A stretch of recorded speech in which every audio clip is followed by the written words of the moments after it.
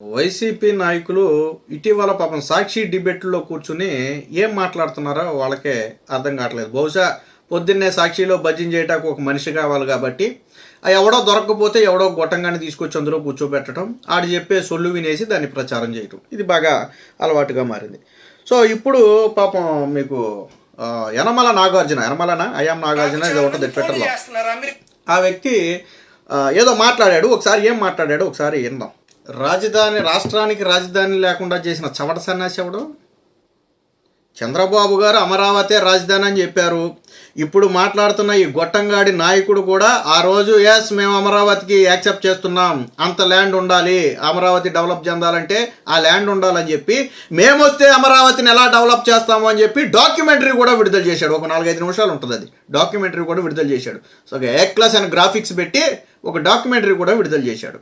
తరువాత ఇదే జగన్మోహన్ రెడ్డి అమరావతి రాజధాని కాదు వైజాగ్ రాజధాని లేదా 3 రాజధానులు అన్నది ఎవడండి? నిజంగా వీడు మాట్లాడిన మాటలకు మరి ఏం చేయాలి? రాష్ట్రానికి రాజధాని లేకుండా చేసిన ఎదవలు వీళ్ళు, వీళ్ళ నాయకుడు వీళ్ళు చేసిందే కాక ఇప్పుడు ఏం మాట్లాడతాడు కూర్చుని? 8.5 సంవత్సరాలు చంద్రబాబు నాయుడు ముఖ్యమంత్రిగా చేశాడు, రాష్ట్రానికి రాజధాని లేకుండా చేశాడని మాట్లాడుతున్నాడు. చంద్రబాబు నాయుడు సరే అదొక 5 ఏళ్ళు, ఇదొక 7.5 ఏళ్ళు, మరి 8.5 ఏళ్ళు ఎలా అయిపోయిందో నాకు అర్థం కాలేదు. ఇది 2 ఏళ్ళు అయింది అనుకున్నా, 17 నెలలో 18 నెలలు అయింది. 2 ఏళ్ళు అయింది అనుకున్నా, 7 ఏళ్ళు, మరి 8.5 ఏళ్ళు ముఖ్యమంత్రి అని మరి ఈడు డప్పు ఎలా కొట్టుకున్నాడో నాకు అర్థం కాల. మొదటి 2.5-3 ఏళ్ళు అమరావతి రైతులను ఒప్పించడానికే టైం పట్టింది అమరావతిని ప్రకటించిన తర్వాత. సరే ఏది ఏమైనా చంద్రబాబు గారు ఇది రాజధాని అని, అమరావతి అనేది రాజధాని అని ప్రపంచం మొత్తానికి ఆయన చెప్పాడు. మరి జగన్మోహన్ రెడ్డి రాజధాని ఏంటో చెప్పాడా? అమరావతి రైతులు 5 ఏళ్ల పాటు రోడ్లెక్కి జగన్మోహన్ రెడ్డికి వ్యతిరేకంగా నినాదాలు చేసి ధర్నాలు చేసి వాళ్ళ కన్నీరు పెట్టుకుంటే ఏ రోజైనా వీళ్ళ నాయకుడు కనీసం వాళ్ళ కన్నీళ్లు తుడిచే ప్రయత్నం చేశాడా? కనీసం రోజు ఆ రూట్లో దోమతెరలు అడ్డం పెట్టుకుని ప్రతి ఇంటి ముందు వెళ్ళాడు తప్ప, సచివాలయానికి వెళ్ళాడు తప్ప ఏ రోజైనా అమ్మ ఏంటి మీ బాధ ఏంటి అని ఏ రోజైనా కాన్వాయ్ ఆపి మాట్లాడా? అమరావతి రైతులు 5 ఏళ్ల పాటు ఆత్మఘోష ఇదయ్యేలాగా రోజు కన్నీటితో వాళ్ళు 5 ఏళ్ల పాటు ధర్నాలు చేస్తుంటే రోజు అదే రోడ్లో తిరిగిన జగన్మోహన్ రెడ్డి చూసి వదిలేశాడే. మీరు ఎవరైనా వెళ్ళి వాళ్ళని చేరదీశారా? మరి అమరావతి రాజధాని అంటే కాదు అన్న సన్నాసి ఎవడు? నేను ఈ సన్నాసిని అడుగుతున్నా, ఇప్పుడు మాట్లాడిన సన్నాసిని నేను అడుగుతున్నా, అమరావతి రాజధాని అని చంద్రబాబు గారు చెప్తే కాదు అన్న సన్నాసి ఎవడు? నేను అడుగుతున్నా, చెప్పాలి సమాధానం. నేను అందుకే చెప్పా, వీళ్ళకి ఆకు తెలీదు పాకు తెలీదు, వచ్చి కూర్చుంటారు, వీళ్ళు ఏది మాట్లాడితే అది వీడు భజన చేయటం, అడగండి అంటాం, ఈడు ఈశ్వర్ గారు అడగటం. ఎందుకు అని అడగరే బాధపడిపోతున్నారంట. వీడికంట జపాన్ నుంచి వీడికి తెలుగే సరిగ్గా రాదు, వీడికి ఈ మాట్లాడినోడికి తెలుగే సరిగ్గా రాదు. వీడికి జపాన్ నుంచి, జర్మనీ నుంచి, చైనా నుంచి వీడికి ఫోన్ చేశారంట. వీడికి సోషల్ మీడియాలో ఇంకో పేరు కూడా ఉందండి, కాదు ఎందుకు మనం చెప్తే బాగోదు. చంద్రబాబు గారు ముఖ్యమంత్రి ఉండగా మీ రాష్ట్ర రాజధాని ఏదని ఎవరు అడగలేదే. పోనీ ఫలానా వ్యక్తి అడిగాడు, ఇదిగో ఈ ఆర్టికల్ నీ సాక్షిలో తప్ప ఎక్కడైనా పబ్లిష్ అయిందని ఒక ఆర్టికల్ చూపించు, ఫలానా వ్యక్తి చంద్రబాబు నాయుడు ముఖ్యమంత్రిగా ఉండగా మీ రాజధాని ఏది అని అడిగిన వ్యక్తి ఎవడైనా ఉన్నాడా? నేను వీడికి ఓపెన్ ఛాలెంజ్ చేస్తున్నా. చంద్రబాబు గారు గత 5 ఏళ్ళు ముఖ్యమంత్రిగా ఉన్నప్పుడు కానీ, ఇప్పుడు 17 నెలల్లో 18 నెలల్లో ముఖ్యమంత్రిగా ఉన్న సమయంలో కానీ మీ రాజధాని ఏది అని చంద్రబాబు నాయుడిని అడిగింది ఎవడు? నేను అడుగుతున్నా. జగన్మోహన్ రెడ్డి ముఖ్యమంత్రిగా ఉన్న ప్రతిసారి కూడా మీ రాజధాని ఏది, మీ రాజధాని ఏది, మీ రాజధాని ఏదని అడిగారు. స్కూల్ టీచర్లు భయపడ్డారు తెలుసా? ఒకవేళ పొరపాటున ఎగ్జామ్లో రాష్ట్ర రాజధాని ఏది అని ఇస్తే ఏం సమాధానం చెప్పాలి, పిల్లోడు అడిగితే ఏం సమాధానం చెప్పాలని చెప్పి టీచర్లు భయపడ్డారు. ఒక రాష్ట్రానికి న్యాయమూర్తిగా ఉన్నటువంటి ఒక వ్యక్తి ఒక మీటింగ్లో గతంలో మాట్లాడుతూ, నాకు చాలా బాధగా ఉంది, మా అమ్మాయి పక్క రాష్ట్రంలో చదువుకుంటుంది, నాకు అప్పుడప్పుడు ఫోన్ చేసి బాధపడుతుంటుంది, ఏంటమ్మా అని అడిగితేనేమో నాన్న మీ రాష్ట్రానికి రాజధాని లేదని ఎగతాళి చేస్తున్నారు నన్ను, ఏదన్నా మాట వచ్చినప్పుడు ప్రతిసారి మీ రాష్ట్రానికి రాజధాని ఏదని అడుగుతున్నారు, నన్ను ఎగతాళి చేస్తున్నారని నా కూతురు బాధపడితే ఇదే రాజధాని అని చెప్పలేని పరిస్థితుల్లో మనం ఉన్నామని చెప్పి ఆయన మాట్లాడాడు. ఇది జగన్మోహన్ రెడ్డి దౌర్భాగ్య పరిస్థితి. చంద్రబాబు గారు రాజధాని అమరావతి అని చెప్పారు, నీ చెవుల్లో చేసం పోసుకుంటే మేమేం చేస్తాం? ఒకవేళ చంద్రబాబు గారు చెప్పింది నా చెవులు కనపడలేదు, నా కళ్ళకి కనపడలేదంటే నీకు 2 కళ్ళు పోయి 2 చెవులు ఏమైనా పోయినాయేమో. పోయి ఉంటే తెలియదు, వాళ్ళకి తెలియదు, ఎందుకంటే చెవులతో వినలేరు, కంటితో చూడలేరు, కాబట్టి వాళ్ళకి తెలియదు. నీకు తెలియదా? నేను అడుగుతున్నా ఇన్ని. ఈడేమంటాడంటే ఈడి బాధ ఏంటంటే సరే కులకటం గురించి మాట్లాడితే బాగోదులే కానీ మేము మాట్లాడితే జగన్మోహన్ రెడ్డి కులుకులు మొత్తం బయటికి తీయాలా, వచ్చిన వెంటనే కాళ్ళ మీద నేను మోడీని మెడలు వంచుతానన్నవాడు రాగానే తొడలు వంచి మోడీ కాళ్ళ మీద పడ్డారు. మీ కులుకుడు గురించి మాట్లాడొద్దులే కానీ 5 ఏళ్ల పాటు మీరు ఎలా కులికారో తెలుసు. కానీ ఈడి బాధ ఏంటంటే అమరావతిని నోటిఫై చేయమని చెప్పి రాష్ట్ర ప్రభుత్వం ఒక నోటు పంపితే దాన్ని కేంద్రం తిప్పి పంపింది అనేది ఇది వాస్తవానికి దీనికి న్యాయశాఖలో సూత్రప్రాయ అంగీకారం లభించింది. త్వరలోనే రాజ్యసభ లోక్సభలో అప్రూవల్ పొందిన వెంటనే రాష్ట్రపతి ఆమోదం లభిస్తే, ఇంకా రాజ్యసభ లోక్సభలో అప్రూవల్ పొందిందంటే రాష్ట్రపతి ఆమోదం అనేది తృణప్రాయంగా అది ఈజీగా అయిపోద్ది. సో ఆమోదం పొందితే అయిపోద్ది. సో అది ప్రాసెస్లో ఉంది. ఈడి బాధ ఏంటి, ఇందాక ఇంకో మాట అన్నాడు మధ్యలో, విద్యార్థులు లేకపోతే యువత రాష్ట్రానికి రాజధాని ఏదైతే బాధపడుతున్నారు. ఎందుకు బాధపడాలా? జగన్మోహన్ రెడ్డి ఉన్నప్పుడు బాధపడ్డారు, చంద్రబాబు గారు ఉన్నప్పుడు బాధపడాలా.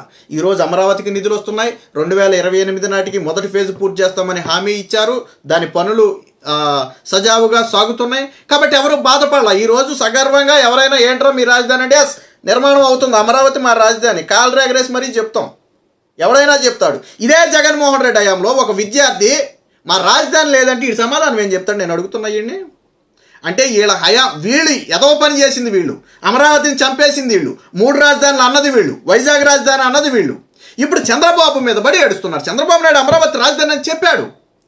పైగా ఈడు సాక్షిలో ఏం రాశాడు అది కూడా నేను వినిపిస్తా. పైన హెడ్డింగ్ ఏమో అమరావతి బిల్లు వెనక్కి అని చెప్పి ఒక హెడ్డింగ్ పెట్టి ఒక క్వశ్చన్ మార్క్ లాగా పెట్టి, ఇందులో ఏం రాశాడంటే ఇక్కడ కింద ఏం రాశాడు చూడండి. అమరావతిని గుర్తించాలని రాష్ట్ర ప్రభుత్వం పంపిన సిఫారసులను కేంద్ర ప్రభుత్వం వెనక్కి పంపినట్టు విశ్వసనీయ వర్గాల సమాచారం. అంటే వీడికి తెలీదు అది వెనక్కి పంపారా పంపలేదా అనేది తెలియదు. వాస్తవానికి గతంలో చంద్రబాబు గారు కూడా చెప్పారు, పలుమార్లు కేంద్ర ప్రభుత్వం అభ్యంతరాలు లేవనెత్తితే దానికి సంతృప్తికరమైన సమాధానాలు వీళ్ళు ఇచ్చారు కాబట్టి న్యాయశాఖ ఆల్మోస్ట్ అంగీకారం తెలిపిందని ఇటీవల వార్త వచ్చింది. పైగా ఈడేం రాశాడు, విశ్వసనీయ వర్గాల సమాచారం అని రాశాడు. మరి అది ఈడికి తెలియదు. రెండోది ఇదే సాక్షిలో మళ్ళీ ఇంకొక బ్రాకెట్ వేసి ఒకటి రాశాడు. ఏమని రాశాడంటే, ఈ సందర్భంగా న్యాయ చట్టపైన చిక్కులను అధిగమించే సూచనలతో రావాలని నోటిఫికేషన్ను కేంద్రం వెనక్కి పంపినట్లుగా ఢిల్లీ వర్గాల ద్వారా తెలిసింది. మళ్ళీ ఈడే ఏమి రాశాడు, అందులో కొన్ని అప్లికేషన్స్ ఉన్నాయి, వాటిని ఫుల్ఫిల్ చేసి తీసుకురావాలని చెప్పి వెనక్కి పంపారని చెప్పినట్టుగా వీడే చెప్తున్నాడు. అంటే దీన్ని ఎక్కడా తిరస్కరించలా. ఒక ప్రపోజల్ పెట్టామో ఆ ప్రపోజల్లో ఉన్నటువంటి అభ్యంతరాలను ఫుల్ఫిల్ చేయమని చెప్పి తిరిగి వెనక్కి పంపొండొచ్చు. అది పంపారా లేదా అనేది మనకు కూడా తెలియదు. ఈడు రాశాడు విశ్వసనీయ వర్గాలని రాశాడు ఇక్కడ.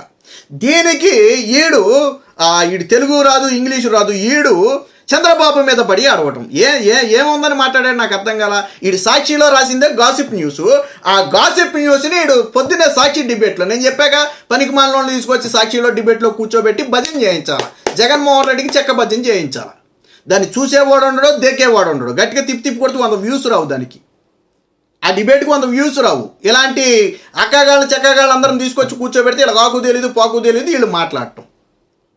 మళ్ళీ ఈడే ఏమని రాస్తాడు, విశ్వసనీయ వర్గాల సమాచారం అది ఏదైతే అబ్జెక్షన్స్ ఉన్నాయో వాటిని రెటిఫై చేయమని పంపారని చెప్పి వీడే రాస్తాడు. ఒకవేళ అలాగే వెనక పంపారు అనుకుందాం, ఇదే నిజం అనుకుందాం, అంటే దాన్ని తిరస్కరించినట్ట? నాకు అర్థం కాల. దాన్ని తిరస్కరించడం అంటే ఏంటో నేను చెప్పనా. గతంలో జగన్మోహన్ రెడ్డి దిశ చట్టం చేశాము, దాంతో ఉరి శిక్షలు కూడా వేసామని చెప్పాడు. అసలు ఎంత పెచ్చోళ్ళు చేశాడంటే, అసలు దిశ అనే చట్టమేలే. దిశా చట్టంతో మేము కేసులు పెట్టాం, దిశా చట్టంతో మేము అరెస్ట్ చేసాం, దిశా చట్టంతో ఉరిశిక్ష వేసామని గతంలో అప్పుడు హోంమంత్రిగా ఉన్న ఆవిడ పేరేదో మర్చిపోయా, ఆవిడ కూడా దిశా చట్టంతో ఉరిశిక్షలు వేసామని చెప్పింది. కట్ చేస్తే దిశ అనే చట్టమేలా. ఎందుకు లేదంటే వీళ్ళు కేంద్రానికి ప్రపోజల్ పంపితే కేంద్రం తిరిగి వెనక్కి పంపితే వీళ్ళు తిరిగి ఇంకా పంపలా. అది రిజెక్ట్ చేయటం అంటే. దిశా చట్టంలో ఉన్నటువంటి లోటుపాట్లను సరిచేయాలని కేంద్రం తిప్పి వెనక్కి పంపితే ఇక రాష్ట్ర ప్రభుత్వం నుంచి పంపలా, కేంద్రానికి వదిలేశారు దాన్ని. ఎందుకంటే వాళ్ళు చట్టం చేయలేరు, ఆ నామ్స్ ప్రకారం అవ్వదు, వీళ్ళు చెప్పినట్టు అవ్వదు అది. కాబట్టి వీళ్ళు వదిలేశారు. వదిలేసినట్టు ఉండక దిశ యాప్ని, మగవాళ్ళను కూడా ఆపి దిశ యాప్ని డౌన్లోడ్ చేయించారు రోడ్ల మీద పోలీసుల చేత. నాతో కూడా చేయించారు. మగవాళ్ళని ఆపి దిశ యాప్ని డౌన్లోడ్ చేయించి ఇన్ని లక్షల మంది, ఇన్ని కోట్ల మంది దిశ యాప్ డౌన్లోడ్ చేసుకున్నారని ప్రచారం చేశారు. మరో పక్కేమో అసలు దిశ చట్టమే రాలా, ఆ చట్టంతో శిక్షలు వేసామని ప్రచారం చేసుకున్నారు. ఏం కవరింగ్ రా నాయన. వీళ్ళు మాట్లాడతారు. తీగలాగితే డొంకంతా గదులుద్ది మీది. ఈరోజు ఒకవేళ నిజంగా అమరావతి బిల్లును వెనక్కి పంపుంటే అందులో ఉన్నట్టు అప్లికేషన్స్ ఫుల్ఫిల్ చేయమని పంపుంటారు. నాకు తెలిసినంత వరకు న్యాయశాఖ ఓకే చెప్పింది. లోక్సభ రాజ్యసభలో మాత్రమే ఆమోదం పొందాలి. ఇదే కేంద్రం అమరావతి రాజధానిని ఒప్పుకుంది కదా.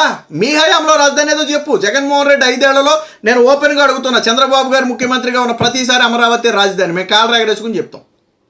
ఈయన అడుగుతున్నా నేను, జగన్మోహన్ రెడ్డి ముఖ్యమంత్రిగా ఉన్నప్పుడు రాజధాని ఇది.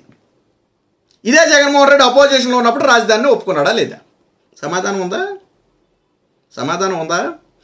ఇలాంటి అంటే ఆకుపాకు తెలియని వాళ్ళని తీసుకొచ్చి డిబేట్లో కూర్చోబెట్టి మాట్లాడిస్తే, సాక్షిలో ఒక గాసిప్ న్యూస్ చేస్తే వీళ్ళు వచ్చి మాట్లాడతారు.